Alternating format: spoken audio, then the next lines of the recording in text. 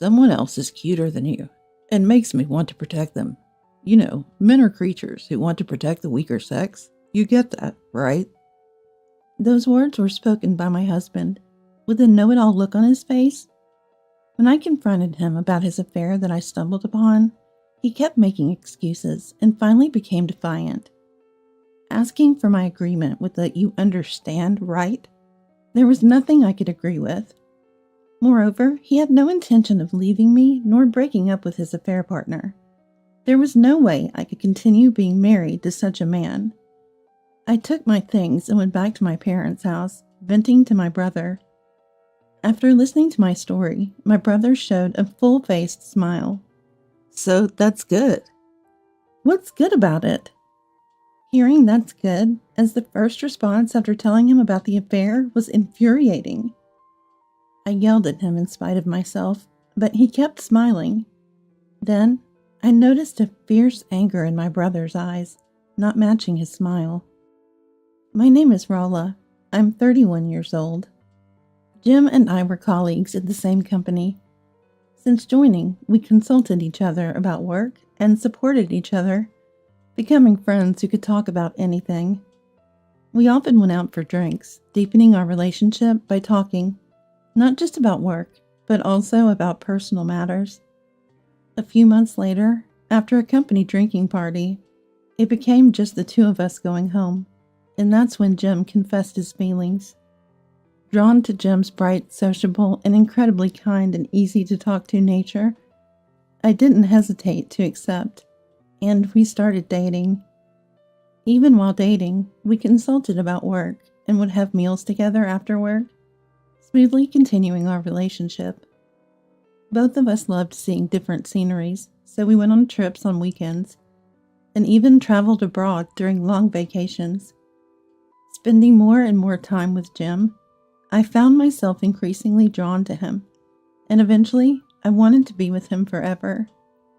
Then, in our 5th year of joining the company, Jim surprised me with a proposal.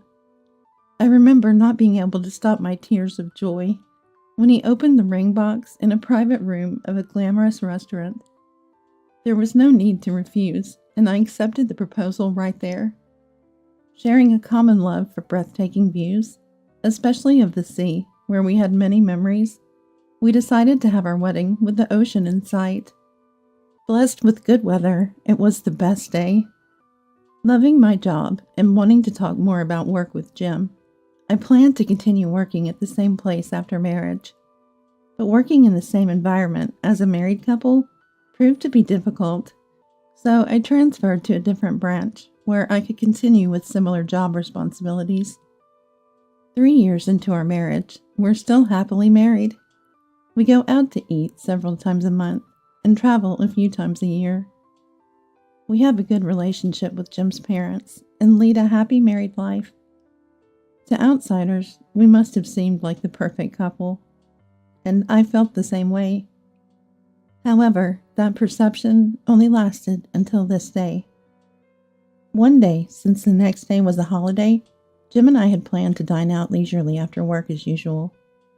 But when work was winding down, I received a message from Jim.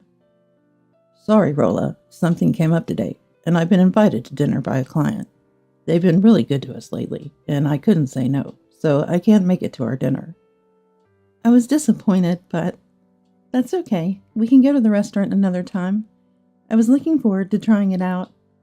When I suggested this, Yeah, I'll make it up to you for sure. I'll probably be late, so go ahead and sleep without me. See you. And he hurried off. Just as I was about to finish up work and head home, my phone rang. It was my friend Mary. Hello, Rolla. Are you free tonight? Want to grab a drink? It's been a while. That's perfect. Jim's out for dinner with a client tonight, so I'm free. Mary is my best friend. She works in a different department at the same company. She gave a speech at our wedding and sometimes comes over to our house. Since she and Jim are also batch mates, we've met up a few times. The three of us, and it's always fun. We casually drink when we can meet up like today. We decided to meet at the nearest station close to my home, so I left the office and headed there. The train timing was perfect, and I arrived at the station quite early. But Mary was already waiting. Sorry to keep you waiting. Long time no see. I just got here too. We chatted a bit and headed to the restaurant. There's a fairly large entertainment district on the way from the nearest station to our home. We entered a restaurant just off the main street of that district. Starting with a toast with beer, we began catching up as usual. How have you been recently? Is Jim doing well? Yeah, he's fine. Same as always, I guess. Work has settled down a bit, so we're not as exhausted as before. How about you, Mary? Were you working around here today? Yeah, exactly. This area is part of my territory, so I come here occasionally. On the contrary, I've been swamped with client meetings since the beginning of the month. Totally worn out. At this rate, no man will come near me. Mary is the very definition of a career woman. Beautiful face and figure, but her straightforward personality and strong will seem to keep men at bay. After sharing what's on our minds and feeling motivated to keep pushing forward, we left the restaurant in the usual cheerful mood. This entertainment district has such a great vibe. Mind if we take a little walk back? To which I replied, sure, let's walk off the alcohol, and I'll walk you to the station. So we decided to stroll through the entertainment district towards the station. Our conversation continued as we walked. Rolla, you're lucky. You found a good husband, and your married life seems to be going well. Are you thinking about having kids soon? Well, we don't really talk about it much. We both love our jobs, and I worry about how pregnancy might affect my work. We think someday, but it's hard to find the right timing. As we talked and walked, a certain restaurant came into view. It was the restaurant Jim and I were supposed to dine at today. Its windows were made of glass, allowing a view into the dimly lit, elegant interior. The orange chandeliers inside were probably dimmed on purpose. Just as I thought, I'd like to come here next time. I spotted a familiar figure. I stopped in my tracks. Rolla, what's wrong? Unable to respond to Mary, I kept my focus on the restaurant. In my line of sight was Jim. Sitting across the table from him was an unfamiliar woman. She seemed a bit younger than me, wearing clothes that exposed a lot of skin. Jim had said he was dining with a client today, but the woman sitting opposite him didn't seem like a work-related acquaintance. They were chatting and laughing. Isn't that Jim? What's going on? Mary seemed to have noticed Jim inside the restaurant too. I didn't know what to do, shocked. Seeing my reaction, Mary spoke up. Rolla, maybe you should confront him directly. Yeah, you're right. I took out my mobile phone from my bag and took a photo of Jim and the unfamiliar woman. As I calmed down, anger started to well up. Mary suggested, Do you want me to come with you to confront him? He might be more likely to tell the truth if it's both of us. As we reached the station, Thank you, but it's a family matter. I'll talk to him myself. But I declined. After parting ways with Mary, I struggled to contain my growing anger on the way home. About an hour after I got home, Jim returned. I'm home. Welcome back. How was your dinner with the client? It was tough. They wanted to go to a second place because they drink a lot, but I guess I made a good impression. Right after Jim finished speaking, I showed him the photo on my mobile phone. Is this the person from the client side? Quite young, isn't she? Her outfit doesn't seem suitable for work. Did she change before meeting you? Why? You didn't follow me, did you? Of course not. I was out with Mary. We just happened to see you on our way back. Is she really a client? Which company does she work for? Having dinner in such a fancy restaurant? Well, What, can't answer? She's not someone you need to hide from me, right? I'm sorry. Sorry? Are you cheating? Is this woman your affair partner? Answer me. Yes. I broke down crying. Why? Why is this happening? I thought we were doing well. It's your fault. You're always busy with work and take care of home, but I wanted you to pay more attention to me. You are strong and independent, but that girl is cute and makes me want to protect her. I eventually found it more enjoyable to be with her than with you. Hearing those words, I was devastated. Did Jim no longer have feelings for me? He's clearly fallen for his affair partner. I would have preferred it if he had just said it was just for one night, or only about physical attraction. I couldn't stand it any longer, and packed the essentials before storming out of the house. Dragging my carry-on, I barely caught the last train home to my parents' house. The journey home felt longer than usual. I can't remember what I was thinking. Maybe I was too hurt to think about anything at all. Before I knew it, I was standing in front of my parents' house. I had a key, but since I hadn't called ahead, I rang the doorbell. My brother David opened the door. David? It's been a while. What are you doing here at this hour? David is all about his work. After graduating, he worked for a major corporation for 3 years before starting his own business. His sales have been steadily increasing, and now he's the president of a company with dozens of employees. He hardly ever comes home, and he even missed my wedding because of an important business deal. I was told by our parents that he got married a year ago, but they didn't have a ceremony, so I only briefly met his wife and didn't have a deep connection with her. This was my first reunion with my brother in years. What are you doing here, David? How are Mom and Dad? What am I doing here, you ask? It's my parents' house, too. So I thought I'd come back and do some filial piety for Dad and Mom. By the way, they're currently on a trip to Hawaii, using the travel vouchers I gave them. Didn't expect to be house-sitting. His cheerful nature hasn't changed. A bit too carefree, perhaps, but he's the type to make bold moves. I bet his employees find it a great place to work. So, Rolla, what brings you here at this time? I was so surprised to see my brother that I had forgotten why I'd come back home. Sorry, I had some trouble at home and needed somewhere to stay for a while. Of course, it's not my house, but it's fine. Your room is still available. Come on in. Once you've settled down, I'll make some coffee. I'm here to listen. I felt comforted by my brother's warmth. I decided to take a shower first, leaving my luggage in my room. I felt a bit refreshed, but couldn't calm down. Anger was bubbling up inside me. When I entered the living room, my brother was watching TV. Feeling refreshed? I'll make some coffee then. He turned off the TV, and, as he said, I sat down and began to sip coffee while recounting today's events.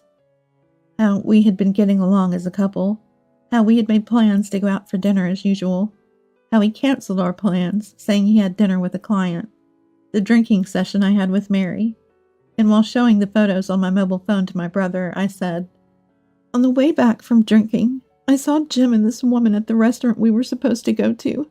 When I confronted Jim, after he came home, he admitted to the affair, saying he found this girl cuter and felt more protective over her." I told him through tears. My brother listened to the entire story while staring at my mobile phone. After I finished, he looked up and said something I never expected. I thought he would comfort me, tell me to leave such a man, be on my side. However, with a beaming smile, he said, "Rolla, that's great." I involuntarily slammed the table and stood up. "What's great about it?" Saying that, I returned to my room. Why would he say that? Why did he think it was great? Just thinking about it made me angrier. I shouldn't have told him. Regretting having shared with my brother, I laid down on the bed. I didn't want to go back to a home where Jim was, so I stayed at my parents' house. Since that day, my brother and I didn't engage in unnecessary conversations. Commuting to work from my parents' house during weekdays was tough, as it took twice as long. I spent the days pondering the difficulty of getting a divorce and claiming compensation. A week later, on the weekend, I decided to relax in my room and play mobile games for the first time in a while. Just as I was thinking about getting some lunch, the house's doorbell rang. Who could it be? Having visitors was rare, so I went to the door. There stood Jim, apologizing deeply to my brother. Why? Shouldn't he be apologizing to me? Then I heard my brother's voice. Never thought the other party would be you. I'm sorry, I didn't know. Jim seemed to be apologizing to my brother as usual. Betty is cuter and more worth protecting than Rolla, huh? Betty? The only Betty I know is my brother's wife. I was confused about what was going on when my brother continued. Recently, Betty has been acting fidgety and obviously keeping secrets from me. Her expression wasn't good when I talked to her. I gradually started to suspect she was cheating. I was thinking about hiring a detective agency when Rolla came back home. I was shocked when Rolla showed me a photo of the person he was cheating with, and it turned out to be Betty. I was sad that it was indeed an affair, but at the same time, I was surprised that the other party was a family member. You never know what might happen. This will make it easier to claim compensation. I was speechless. Jim's affair partner was my brother's wife, Betty. The woman Jim was dining with wore heavy makeup, and I didn't recognize her at all. It's been a while since I met Betty, and I didn't remember her wearing so much makeup. When David contacted me, I truly felt sorry. I will cut off contact with Betty from now on, so please forgive me. It seems my brother had informed Jim about the affair. My brother noticed me standing there. Rolla, good timing. Did you hear our conversation? Yeah, most of it. I see. We easily got information on Jim here and Betty, the affair partner. This will make it easy to claim compensation. It's good that you came back home. My brother said to me with a smile. So that's what it was. Then I understood the meaning of what my brother had said a week ago. Why he had said it was good at that time. What my brother felt at that time. He had spoken to me, but maybe those words were meant for himself as well. Thinking about my brother's feelings, I decided to divorce Jim and claim compensation. Rolla, it was my fault. Forgive me. I can't afford to pay any compensation you asked for. I ignored Jim pleading for help. I'll contact you later with the details, so be prepared, my brother said, and kicked Jim out of the house. Afterward, my brother demanded a divorce and compensation from Betty. At first, Betty seemed reluctant, but after talking about Jim, she gave in and accepted the demands. I also demanded a divorce and compensation from Jim. Jim readily agreed, probably because my brother had already made it clear to him. When the divorce was finally settled, I received a call. It was from Jim's mother. Expecting to be yelled at for why we divorced, I nervously answered the phone to hear an apology. It was an apology call, saying they were truly sorry for what Jim had done. It seems Jim blamed the divorce on Betty, and Betty blamed Jim for causing the divorce, leading to their breakup. The parents acknowledged numerous times for their unworthy son. They said they had disowned Jim. Hearing this from my in-laws made me feel somewhat relieved. Jim is now disowned by his parents, with no one to rely on, all alone. I decided to start anew. Then one day, Jim came to my parents' house asking for a reduction in the compensation. Please, can you reduce the compensation? I quit my job and have no income coming in. That's none of my business. Do you understand how I felt being cheated on? There's no way I'll reduce the compensation until my feelings are healed. Get out, I said, and turned him away. But the next week, and the week after that, he kept coming to my parents' house asking for a reduction in the compensation. No matter how many times you come, the compensation won't change. If you keep coming here, I'll call the police. I responded calmly. However, Jim seemed to think I wouldn't really call the police on him. His demands at the doorstep went from wanting to reduce the compensation to wanting to stop paying altogether, and he even offered reconciliation from a strangely superior stance. When I used my mobile phone to call the police right in front of him, Jim's demeanor changed, and he dashed out of the house. The police told me not to open the door anymore, and I decided to use an intercom with a monitor, so I could pretend not to be home if it was Jim. Jim, apparently fearful of the police, started sending long messages and making phone calls. It finally quieted down when I changed my email address and phone number. Jim tried to come to the branch where I work for no reason, and even begged a close coworker to get in touch with me, becoming a nuisance at both the main office and the branch. Then I heard from Mary. Mary, who works close to Jim's department at headquarters, has been keeping an eye on Jim's situation for me. Jim's divorce from me became known because he asked a colleague to intervene, and his harassment was discovered because people saw him passing in front of my house on their way to work. And when he realized that no one around him was on his side, he began to feel uncomfortable with the glances and attitudes, leading him to voluntarily leave his job. He also struggled to find employment afterwards, and was apparently rejected by many companies. Eventually, he pleaded with the HR department to rehire him at a company he joined out of desperation, which turned out to be a black company. Having left all his work behind for his own reasons, there was no place for Jim when he tried to return conveniently. He was turned down flatly and ended up in a difficult situation, commuting from the first train to the last, doing unpaid overtime every day. On the other hand, Betty also contacted me several times, wondering if there was any way to make amends. However, my brother understood there was no love left. Like Jim, Betty also ended up quitting her job after her workplace learned about the situation, fleeing as if running away.